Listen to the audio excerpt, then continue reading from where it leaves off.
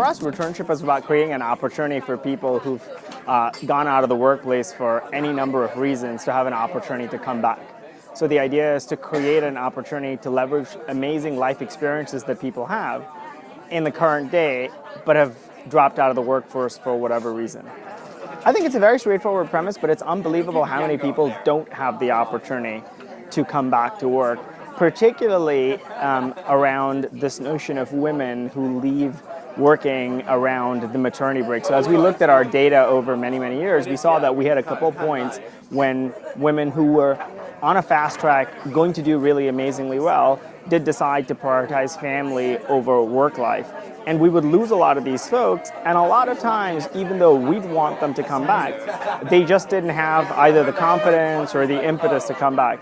And after a while, it just became something that they didn't feel like they could overcome. So the Returnship program, in large part, is not only to create a formalized structure to onboard these people in a way that creates confidence and creates opportunity, but makes us thoughtful about the fact that we have a lot of great talent that is dropping out of the workforce that could be brought back into the workforce, which in turn reinforces for women who are in the company today that this is very much an expectation, not something we're going to do by chance. I think the diversity problem is bad and getting worse. And I think the situation that we have today is going to be all the more worse in the next 5 and 10 years. So it's critical. Well, actually, I think the biggest point is as time has gone on, we are becoming more progressive. But as time is going on, I don't think the industry is becoming progressive.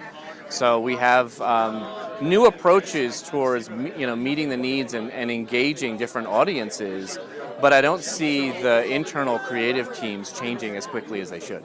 For a long time now, and we feel like there's not enough you can do. I mean, we started with a lot of unconscious bias-based workshops, both experiential workshops as well as actual diagnostic tools to help people recognize the biases that they have. Because I think it's the first step is kind of holding up a mirror in front of yourself as a person and then as a company to recognize what are some of the gaps and challenges. And I feel like we're constantly doing that, both with people in the business and people who are coming into the business. Now it's about saying, that's great, we now know where all the areas are we can make an impact, where the data shows us we can actually have an effect.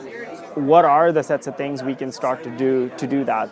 Returnship is one such idea. There are many ideas like that, including fast tracking, because diversity is not just its race, its ethnicity, its disability. So we're starting to think about things like, how disability friendly are spaces that we operate in, not just government regulation friendly, but really friendly to do your job.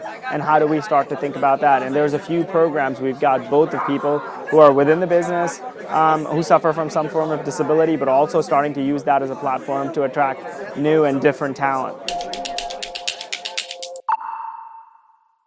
Hi and welcome to Can It, the French version of the Drum's Digital Dungeon, where we ask the great and the good of the industry which words or phrases they want banned from the pages of the Drum, online and in print, of course, forever.